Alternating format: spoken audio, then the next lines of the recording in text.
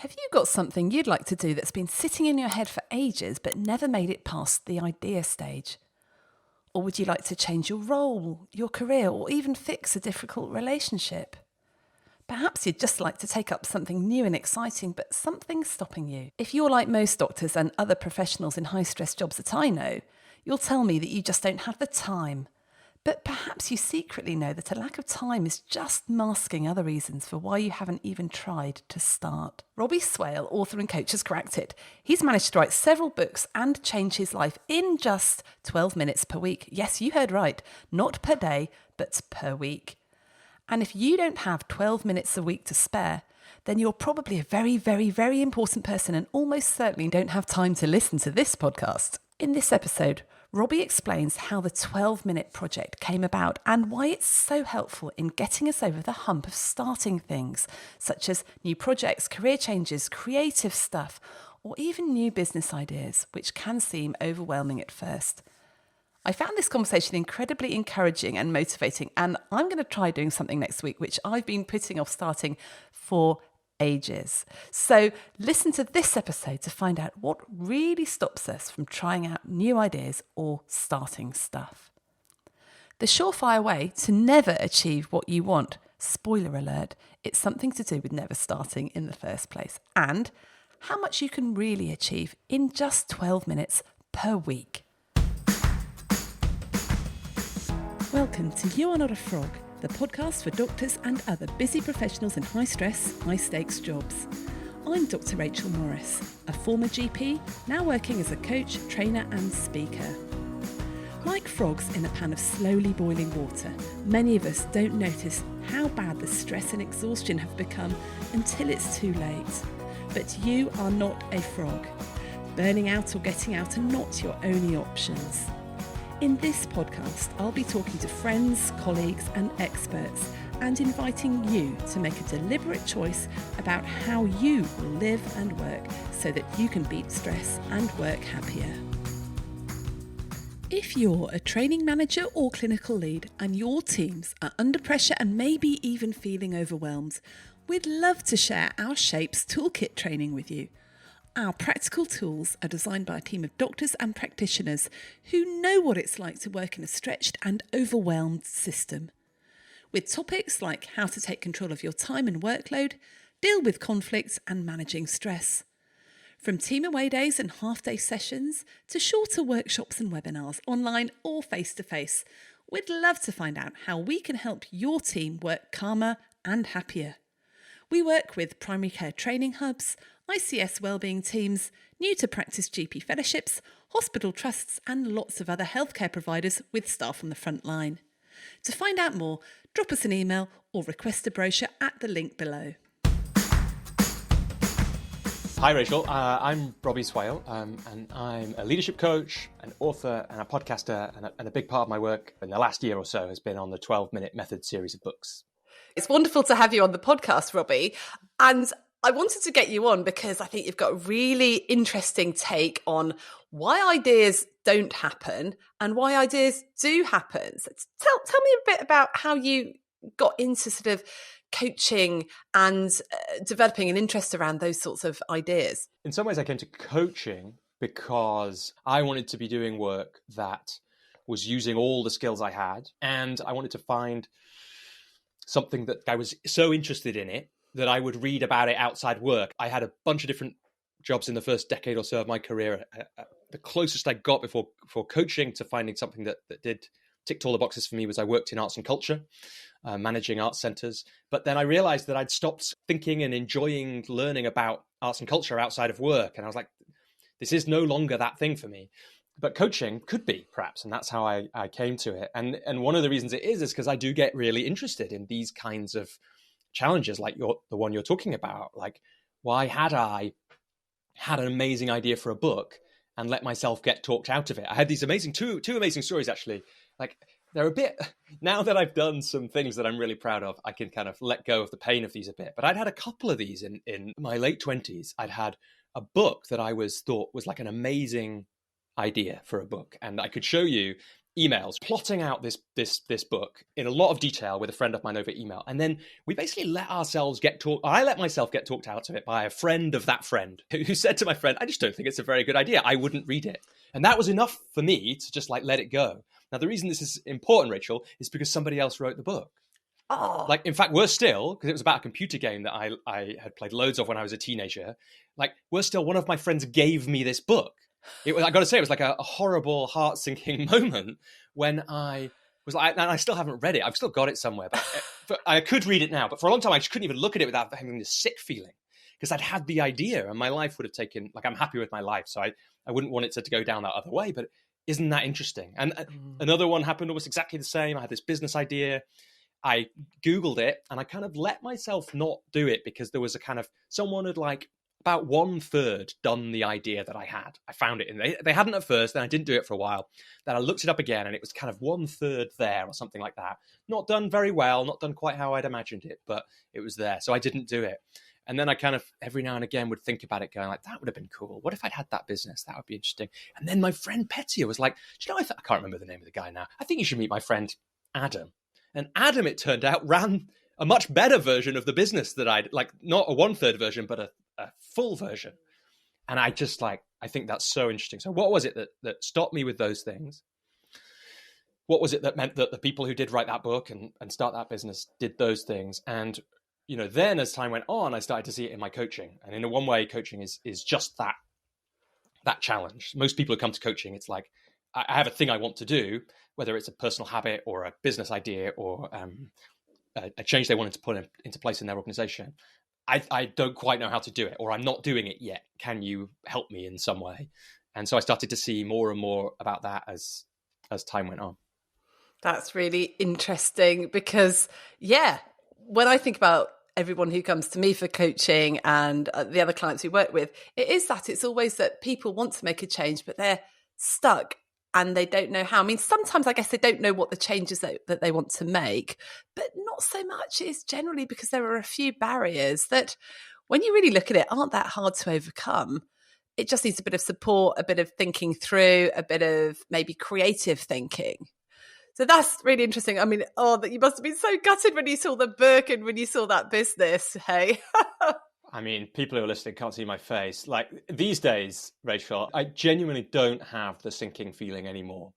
But for a long time, I couldn't have it on a bookshelf, really.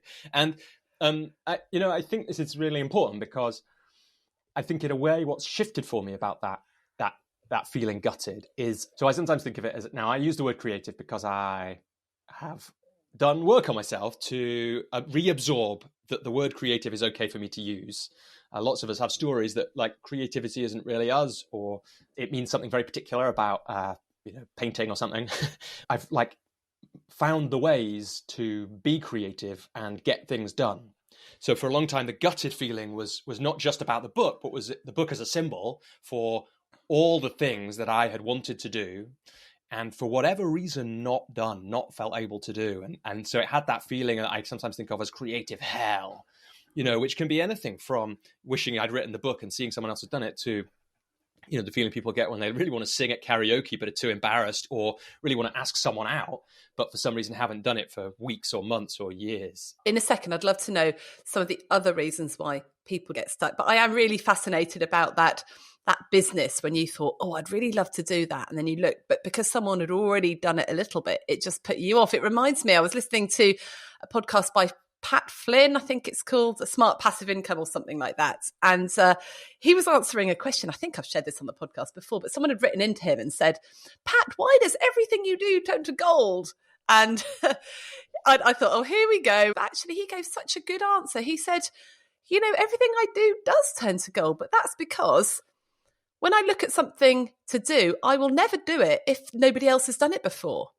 He says, I'll always choose things where somebody's really successful in that realm, or somebody's done it before, because then I know that it works. And that just reminded me, that story, you looked at that business that wasn't even successful and went, someone's done it before, therefore I can't do it. Whereas it's almost the opposite. Someone's had that idea, therefore it must be a good idea. therefore I do it. And I think for a lot of doctors listening to this, often they don't do stuff because they're intimidated by other people working in the same space, or other people who might be better than them or more experienced than them. And I think that is a really major blocker for doctors. Have you found that is a blocker for other people? Yeah, I mean, we can look at it if we kind of zoom out. It's especially exacerbated by the internet, right? Because because it used to be that, you know, if let's like rewind even just like the late 90s, right? If I'd had a business idea then that I could conceivably have done, really I would need to look around the geographical local area that I lived in. And I always think it's weird how in towns you get all the like similar shops next to each other. You know, it's like there's obviously space for 3 shoe shops in a town or in a city of a certain size, and they're usually sat like literally on the same street, because actually for customers that's convenient. You want as a customer to have a choice about which shoe shop you go in, and yet for some reason as an individual human, especially in the internet age, we see things quite differently. And the problem on the internet is you're not just looking for like it. I guess even with 3 shoe shops, there's a sense like, well, actually, if I back myself, I could be the best of the 3 shoe shops. Like that's literally a possible thing for me to be.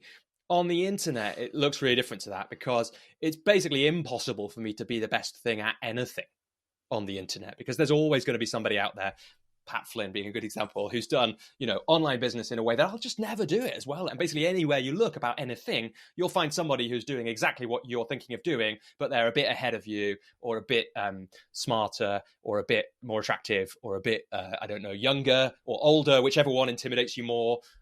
So yeah, it's a real challenge. And the thing that I think is going on underneath that often, if you think about me, in the situation with the business, is that really some part of us is looking for an excuse not to do the scary thing. And a good excuse is someone's already done it.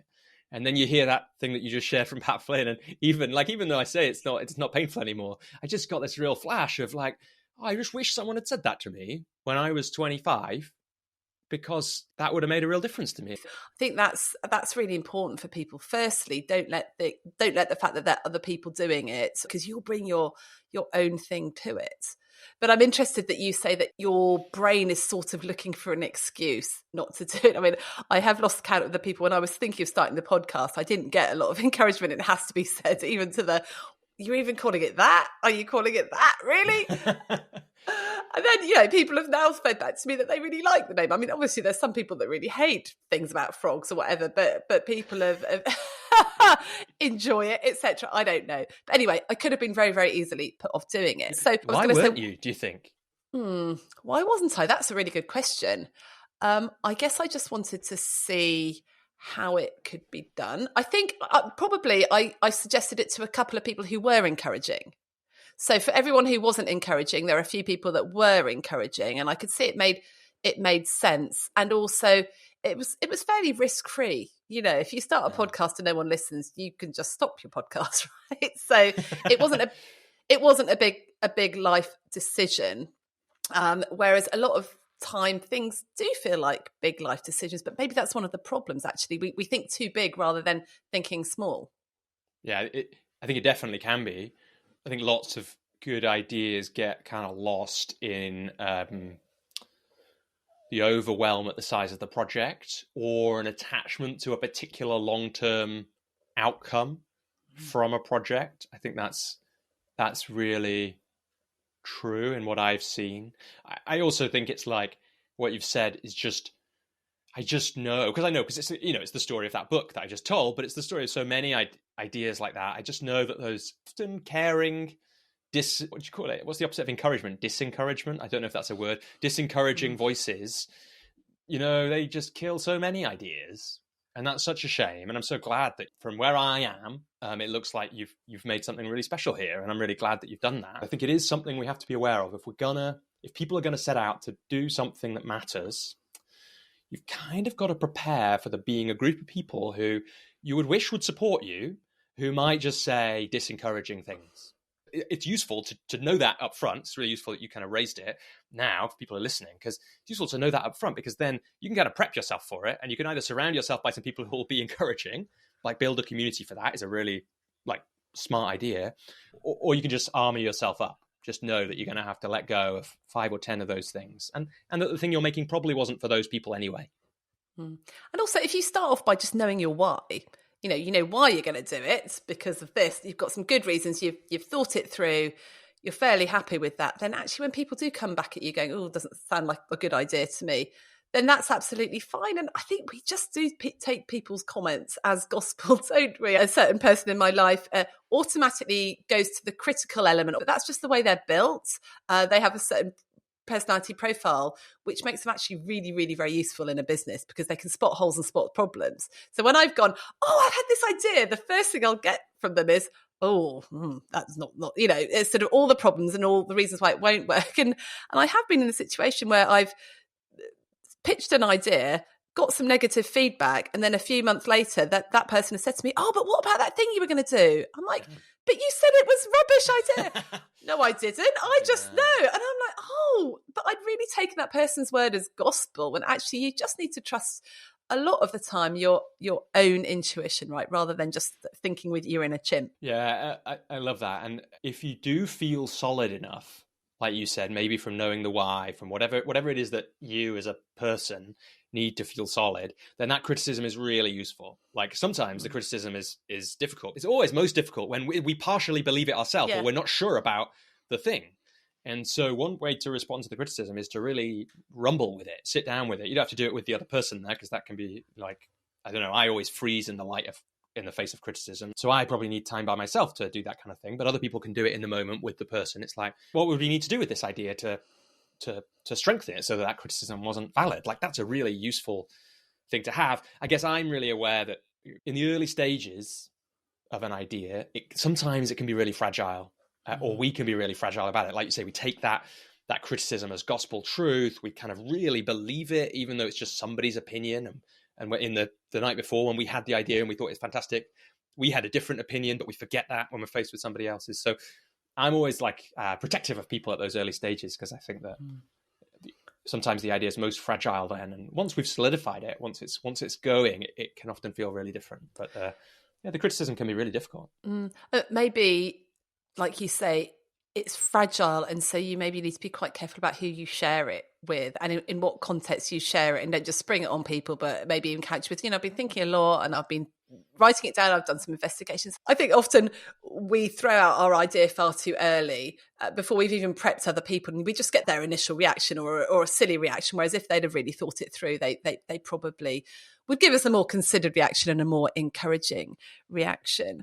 I think one blocker I find with doctors and lots of people in healthcare and people who are really, really busy is they desperately want to change. They desperately want to do something, but they're so busy, they don't have any time to do it. And in their minds, creating lasting change, trying a new idea, doing something different takes an awful lot of time. Now, I know you've cracked this, which is why I'm asking you, how do we get over that? It's so funny. I'm still wary of I've cracked it because these things are complex on one level, and the challenges that anyone face is really different. So there's a few ideas that I think are really important here. So one is, I've got really obsessed with the tortoise and the hare recently, the Aesop fable. And I think that we massively overvalue the hare in society, despite the fact that the hare loses the race in Aesop's fable and the tortoise wins. And there isn't nearly enough mythologizing of the great tortoises of our ages and our workplaces and that kind of thing. And one of the reasons I think that's important is this quote, that the idea basically being that humans tend to overestimate what we can achieve in short times. So that's why we write a to-do list that we never finish for a day, but we underestimate what we can achieve in long time periods.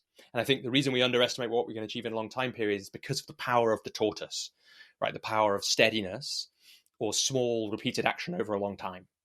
So I think this is particularly relevant for people who are super busy and under huge amounts of pressure from conflicting demands and agendas and all these kind of things, like many people who work in healthcare. And so for me, though, this really came about from some work I did with my coach, kind of accidentally. One of the parts of the creative process, when you're going to have an idea, right? In a way, it's the one we've been talking about. It's the point where you share the idea with other people. Now, that can be when you share literally the idea, like we've been talking about, or it can be the end of the process. You've made the thing, whatever the thing is, and then you launch it in some way. And that was an agonizing process for me. Like the vulnerability of sharing the idea. At the time, it was even like making jokes on Facebook. Like it was like an agonizing thing that I would like write the joke and then I would delete it and rewrite it and all this kind of strange behavior really looking back, but it felt really important. And I was starting out my business and I knew that it wasn't really sustainable to have this challenge with sharing things that I'd made or launching things, but also I just didn't want something like that to feel so agonizing. And my coach and I designed a practice, which was at first to help me kind of play with this, which was I got the train to Waterloo 3 days a week to an office job that I had running alongside my coaching business. And the plan was going to be, I would get on the train at Clapham Junction and 5 times in the next 2 weeks, I would write an article while the train was moving, stop when it stopped, proofread it once and post it online. That was the practice. And then I would be able to write at the bottom of it to help me with my sharing thing and the anxiety. I could write at the bottom of it. This was written on the train. So essentially a lot of my fear was people will laugh at me. People say it's terrible writing, people will tell me I'm wrong. Like these are the kind of things that I was really worried about. And with that at the bottom, it took the pressure off that a little bit. Because if someone said one of those, well, I wrote it on the train, so who cares? So it gave me that little bit of separation. My memory is of those 5 that it wasn't fun to do those things. It wasn't like nice. There was elements of the agonizingness about it, but it was kind of, I could tell it was good. It's a bit like exercise, when you don't want to do exercise. It doesn't feel fun to do it. Sometimes it's really boring, but after it, you can kind of feel that it was good for you. So I decided to make it into a weekly practice after that. And I've now been writing an article in that way for 6.5 years, every week. So this is essentially where the 12-minute method came from. At some point, I stopped getting the train as much and checked how long it lasted. And that day it lasted 12 minutes. So these days I write an article with a timer, right while the timer's going, stop when it stops, proofread it once, post it online. But for the context of this conversation, it got interesting about 3 years in, because the marketing expert, the author Seth Godin, had just taken a load of his blogs from the last X years and put them in a book. And I thought, oh, that's an interesting idea. And I was posting these blogs on LinkedIn, essentially because I thought no one read LinkedIn. And so it was the safest place for me to put them. And LinkedIn is, I don't know if anyone's noticed, but it's quite hard for me to find my own blogs on LinkedIn, let alone for somebody else. My blogs are all on my website, by the way, now as well. So if people do want to find them. But I thought, well, if somebody did want to read all those first 3 years of these articles, it would actually be really hard. So maybe I should make a book of it. I thought it'd be funny because I could call it, I wrote this book in 12 minutes. And I got all these articles together. And over 3 years, 12 minutes at a time, I'd written 80,000 words. So this is the tortoise over the hare. We underestimate what we can achieve in a long period of time by small, repeated action. And, on one level, Rachel, it's completely obvious that every book ever written was written by sitting down essentially for 12 minutes at a time. It's just sometimes it was 40 minutes or 6 weeks or whatever it is, right? All amounts of time can be divided by 12. And yet I didn't really know that if I sat down for just 12 minutes a week for 3 years, I would end up with 80,000 words. What was interesting is I sat down with a friend of mine who's an editor who said, that's a great title, Robbie. I wrote this book in 12 minutes because it makes me think if Robbie wrote a book in 12 minutes, I should better bloody well get on with the things that I've been saying I want to do. But can the book itself help with that? And this is where it got really interesting because I sat down with my coach at the time and plotted out what it takes to get an idea done into 4 stages. And then I sat down with these 130 odd articles from those first 3 years and I dealt them out and they pretty much went. So it's like, I hadn't just written 80,000 words about anything. I'd actually accidentally written 80,000 words about something, which makes retrospectively total sense looking back because if you're writing with a timer, you don't really have time to think about what you're writing about. So I'd written about what I was wrestling with in my life, which is building the business, sharing my work, this kind of thing. And I was coaching, right? So I was working with other people on that kind of thing. And that's where, in the end, the book became 4. And that's where my series of books came from. But there are so many things that this 12-minute practice has taught me. One of them is that this is one of the pieces of feedback from one of the first people who took the idea and made it their own. And she was doing her thing in 20 minutes at a time, not 12, because 12 is like an arbitrary number. It doesn't have to be that. And she said, I just couldn't believe how much I got done in that 20 minutes. It was so much more than I thought I would. And with some practice, even in writing, that's been true for me. So, I've got much better at writing in 12 minutes than I was 6.5 years ago. But I'm still surprised how much of an idea I can convey in a short article when I would think it would take a much longer piece of writing. And of course, if you do something, there are so many benefits to doing something over a long period of time in this way. You get to learn repeatedly each time, right? You get feedback and reflection time between each thing. So I think there's lots of strong arguments. Sometimes doing stuff slowly over a long period is actually better than doing stuff fast. But at the very least, it's really important. The message I would want everyone to take away from this is don't forget the kind of obvious truth that I didn't know until I did it for 6 years, which is that if you do something, a small amount over a long period, and you keep doing it on a regular basis, after a long time, you can end up with something kind of unexpectedly magical. And that's so wise. We do know that intuitively, don't we? But we're so conditioned to want quick results very, very fast. And I guess traditionally, when I think about medical school, that's 5 or 6 years of intensive study, and then you emerge being a doctor at the end of it. So you then get into this mindset of the only way you can actually learn anything or do anything, you've got to do it full time, you've got to put everything into it. But that's not actually how life works. I mean, I have been surprised. I've talked about this on the podcast before. I've been learning to ice skate the last couple of years, and I never really practiced, but just 30 minutes a week means that I can now do some stuff, although I broke my ankle ice skating a few months ago. But I think we have this all or nothing mindset, and we forget the power of just really, really small amounts of things. I'm interested, Robbie, does this apply to other things? Because I can see how this works with writing, totally. But what about if you want a career change? Or what about if you've got a difficult relationship that needs sorting out, or there's something different that isn't writing? The thing you've just said about ice skating is actually really important. And this kind of all or nothing mentality we have about these things is really pervasive. Like my brother-in-law has been taking my nephew swimming, and my brother-in-law realized he's not a very good swimmer. And then he realized after going swimming just a few weeks in a row that he'd probably done more swimming in those weeks, even though he wasn't learning very effectively or paying much attention to it, than he had done in the previous 20 years of his life or something like that, since school enforced swimming lessons on him. So no wonder he was getting better at it. And it's one of the other really important lessons of the more recent parts of my life that I wish I'd known a bit more in earlier parts. A lot of the time we're massively over-indexing what is talent versus what is practice.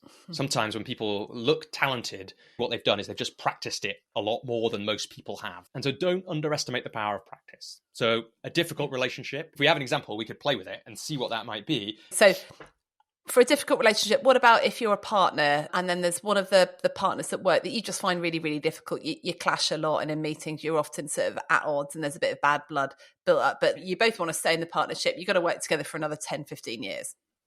The kind of top level thing I would say is how much time are you spending thinking about how are you going to practice being better in that relationship, having a more successful relationship? At the very least, I'd be curious to find out with that person, what would happen if they spent 15 minutes a week for the next 3 months, where they just sat down and for that 15 minutes could design the questions, but the questions could be, what can I do this week to try and improve that relationship? And then you just ask yourself, and what else, and what else, and what else, and keep asking that. And then at the end of the 15 minutes, when the last 2 minutes of it, choose one thing to try that week and see what happens. I definitely had an idea that relationships were fixed things, whether it's intimate relationships or I had this idea that I either was or was not talented at relationships. And I'm so very, very glad that I learned that was total nonsense. And that there are absolutely massively learnable skills that would help me, for example, in my marriage, but also in difficult business relationships. Another way to think about it would be, if you've got that difficult relationship, are you learning about how to have difficult conversations with business colleagues, so that you can get better at it? You could take 15 minutes a week. A great thing to do slowly is reading nonfiction. It's a really great way to read a book because it means you've got 6 months marinating in the ideas of that person. Well, if you've got a difficult relationship with a partner and you're going to have to be in that relationship the next 10 years, now would be a really good time to invest in learning as much as you can about how to have relationships with speech marks difficult people. And there's lots of good books on that. Yeah. And I was thinking, even if you maybe put yourself a target to spend 5 minutes chatting to that person every week, right? Yeah. Over the next 3 years, what would happen? Exactly. Imagine if you spent 5 minutes and your intention for that 5 minutes of chat is to learn something new about this person, or can you have a 15 minutes non-working coffee with that person once a fortnight? And if you can do that, I suspect, like you said, that the things would be really different. Yeah. And what about if you're trying to sort of change careers or job craft or do something different? Because I think it's quite easy to picture when you're trying to develop a business or develop an idea or something tangible you've got in front of you. But if it's about maybe getting that different particular role in a hospital trust or developing a special interest here or there, how would you be advising people to do that in 12 minutes a week? So earlier this year, Rachel, I created a kind of second podcast. I have a podcast for coaches, but I created a second one around the 12-minute method. And I wanted to make it an investigation. And what I was interested in was, what can I learn about the patterns from my life when I've wanted to do something, not done it for a long time, and then finally done it? And I was just about to record the first episode of this. I was going to take them chronologically in my life when I realized that the first time I'd done that was changing career. And I was like, what happened there? And what were the lessons that I learned? I think this is like one of the 12-minute method lessons for me is one of the reasons we don't do the things we want to do is because they feel hugely overwhelming. Mm-hmm.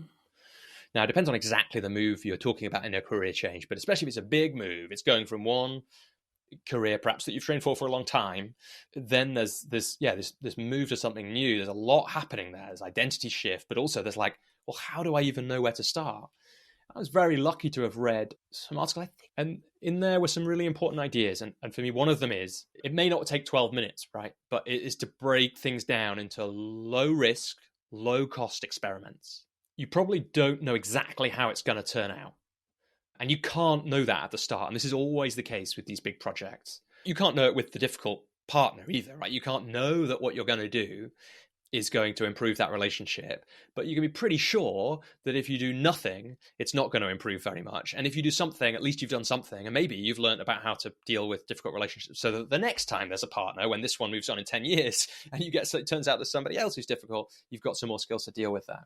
So we can't know how the career change is going to end up for sure, but you have some ideas now. And the idea basically in the lean career change was, you've got some ideas about what it might be next. Somehow. We could talk about how to find some of those ideas. What's the lowest cost, lowest risk experiment you can take to learn more about whether this is the right next phase for you? And then you run that experiment. And then you either learn that this is probably a good direction to be going in, or you learn that it isn't.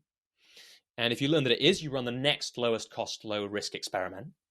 And you keep going until you get somewhere, or you have to rewind to the last time it works. That's kind of how I ran my career change. It meant that I ended up, I kind of got after a while to something to do with people. But I got as far as a 2-term counseling training. I'd already written off coaching. I got as far as a 2-term counseling training before I realized it was a gutting moment, really, that after all that time and some money invested, that it wasn't the right thing. I had to rewind and then I, in the end, found a different coaching training, which felt much more right for me. And if we think about the 12-minute writing, again, that's the same kind of thing. It's like, how can we make it a low risk, low cost experiment from which we learn, which we have an intuition is on the right path, but if it's not on the right path, that's okay. We can stop at that point. So there's some ideas for that kind of more nebulous thing, like a career change.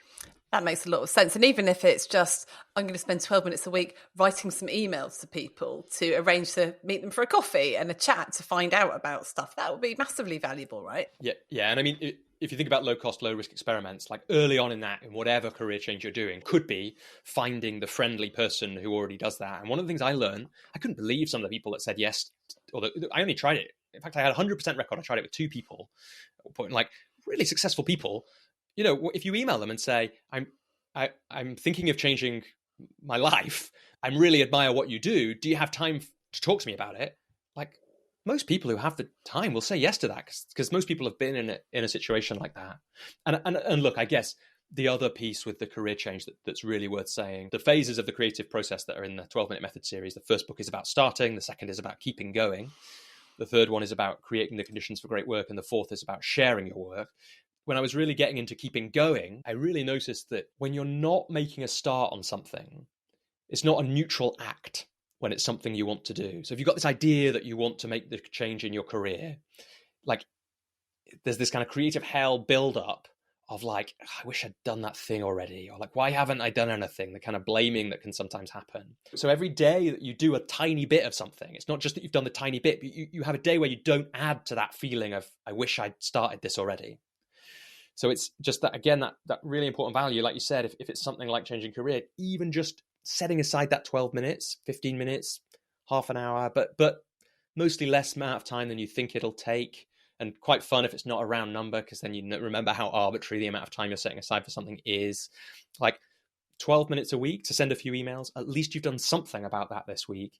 And over time, if you keep doing that on something like the career change or learning about where you might go next in your work, like over time, that will compound. I really think one of the things that I've learned, again, when I was working on the Keep Going book, is worth having something. It doesn't really matter what it is, anything that you decide to do on a regular basis and then you keep doing. Because once you've got that practice idea that we talked about earlier, and you can keep going with something 12 minutes a week, every week, say, like what's possible for me as a person feels really different. Like I've got nothing else. I mean, kind of exercise, but I've really got nothing else that I set out to have as a practice and then have kept going for 6 years. And once you've kept it going for 6 years, I basically know I can keep it going forever. And if I know about myself that I can keep practicing something once a week, even for 12 minutes, forever, then in time, getting better at things is a completely different picture. If I decided I wanted to get better at ice skating, injuries aside, it feels like a real choice in my life now. Whereas before it used to feel like, well, I could never be good at ice skating. And now I know in some ways it's just a matter of time and have I got the patience to do it. So that's why I think building that capacity in yourself, the capacity to choose to do something and to keep it going, and it doesn't really matter how small that thing is, as long as you really commit to doing it. And on the weeks when you miss it, you don't then give up forever, right? You then go like, okay, I missed it last week. Am I going to do it this week? Yes. Then things really change. I like that. It is such a mindset shift, isn't it? So I've lost count of the amount of people that have said to me, oh, wow, it's so amazing you can ice skate. I could never do that. And my reply is, of course you could. Literally, you start in level 0 or level 1, where you are holding onto the side. And after a week, you'll be only holding onto the side occasionally. And then after 2, of course you can. You literally can build it up. So it's very confidence inspiring, isn't it? Same with musical instruments, same with singing, same with pretty much anything. You're absolutely right. But I can imagine as I'm talking to you, lots of people sitting there going, yes, but, yes, but, yes, but. So I'd love to know what yes, buts you get from people. The first one that's occurring to me is I know that some people will literally be saying, yes, but I don't have 12 minutes a week. People used to mishear the 12-minute method as 12 minutes a day. And I'm really, really, really glad that in September 2016, when I decided to make it a practice, that I made it a weekly practice, not a daily practice. Because if it had been a daily practice, I would have failed to keep it going for 6 years for sure. How do you make the thing sustainable is like a really key part of it. And the I don't have 12 minutes a week person, I mean, I would tell them a harsh truth, which is that they absolutely do. And it's only their choices. Yeah. They don't want to, right? Yeah. Right. If they don't, speech marks have time to make 12 minutes a week, then they don't want the thing enough, or they're kidding themselves. At some level, time management isn't really a thing. A big part of it is choice management. And, we always have a choice what we're doing on some level. Every time we say yes to something, we're saying no to something else. If you don't want to make the 12 minutes, then, you don't want to. And that's okay. Like, I don't think you have to do that. But let's not pretend you don't have the 12 minutes a week. Like a day, I think that's reasonable. But a week, everyone really can make that 12 minutes. And that is what's so compelling about your 12-minute method, is because it just gets rid of that I don't have time. Because literally, if you don't have 12 minutes, then literally you've not got time to feed yourself, eat or anything. Like, where are you and what you're doing, right? Yeah. And the other yes buts, I guess, that mostly come, like, I guess on one level, for me, they're often different versions of that same thing. Like, they're different excuses more than reasons to not do the thing. And that makes total sense, because doing new things, changing ourselves, is a scary, vulnerable thing to do. And it's human, incredibly natural to avoid that. And so, therefore, the thing that we often need to do is to make that 12-minute thing in the planning and the design of it as frictionless as possible. So if the 12-minute thing is email some people about the potential career change you want to do, we need to make sure that the computer can be on. We're not getting distracted in those times. So it's like, often the yes buts, they become about creating the conditions for the practice to work. I remember having a conversation with a family member who wanted to take up running, and they used to do lots of running, but they weren't. And it actually turned out they needed new trainers. And that was the friction. And once the trainers had come, there was no excuse. And actually they wanted to do it, so it was fine. So it's amazing that the little things that do put us off. I've been wanting to record something with some friends, but I can't find the charger for a particular microphone thing. And I'm like, oh, that's so annoying. Literally, the other day it took me 30 seconds on Amazon to order this charger. It's crazy, isn't it? So I have like a little argument with myself quite often about the order that the books that I released should have come out. They came out with the third one being Create the Conditions for Great Work, which if you want to do great work is an important thing to think about. But the most important 3 conditions for great work are that you start it, that you keep going, and then at some point you share it. And many, many pieces of great work have been wrecked on the rocks of creating the perfect conditions. So we have to be really careful with that. I really know that feeling of like, I just can't get the technology to work, so therefore I'm going to not do it, and I'm building up all this frustration. And often these things, it's like we do just need to accept that the thing won't quite be perfect, or solve the problem in a different way, and remind ourselves that we don't need the conditions to be as perfect as we think. We don't need to be as ready as we think. We don't need to be as confident as we think, because like we say, that comes after. We don't need the permission that we think we need. We just need to start. We're waiting for like inspiration to start. And the truth is that it comes when we start. It's always there, but it's when you just start doing the thing that the ideas sometimes comes. There's all kinds of reasons that people wait, but actually setting the timer is good for it, because it stops you messing around as well. Stops you like making excuses if a timer's going. I think the use of the timer is a kind of, again, underrated tool. Yeah. I use it in lots of ways, but that's a good way to get yourself going. If you've got 12 minutes, it's going to beep. You know that you're free after the 12 minutes. You don't have to do it anymore, whatever this thing is that you're finding difficult. Sometimes you'll carry on anyway. And and it stops you faffing around so much as well sometimes. Yeah, and I was recording a podcast the other day about meetings, which may or may not have come out by the time this one comes out. But Carrie was saying, timers are absolutely brilliant for making decisions. Creative constraints, put a timer on it. Like almost the shorter the better. You've got to suddenly decide.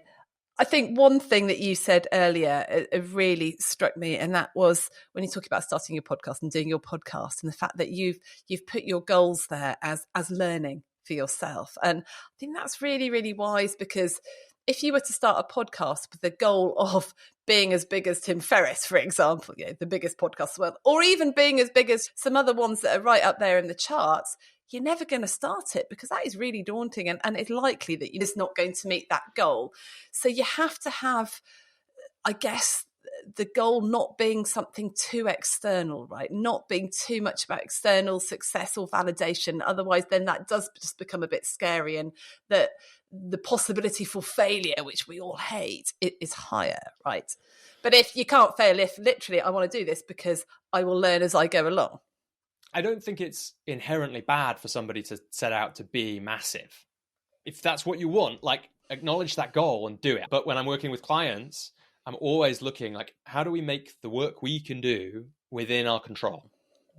Now, so it's like, if we were going to have a big goal, like I want to be as big as Tim Ferriss, it's like, well, this year, we don't know if you can do that. What would you have to do so that at the end of the year, you'll feel at peace with yourself about having done the work that you can do towards that goal? So I think that's one of the ways to think about that. But then I think for me personally, those external goals, they get overwhelming and they don't really serve me. And so to have a definition of success, which is, if you like, beyond the kind of conventional idea of success, is really important for me to help me get going. And there's a one surefire way of never having a podcast that's as big as Tim Ferriss, and that's not to start the podcast, right?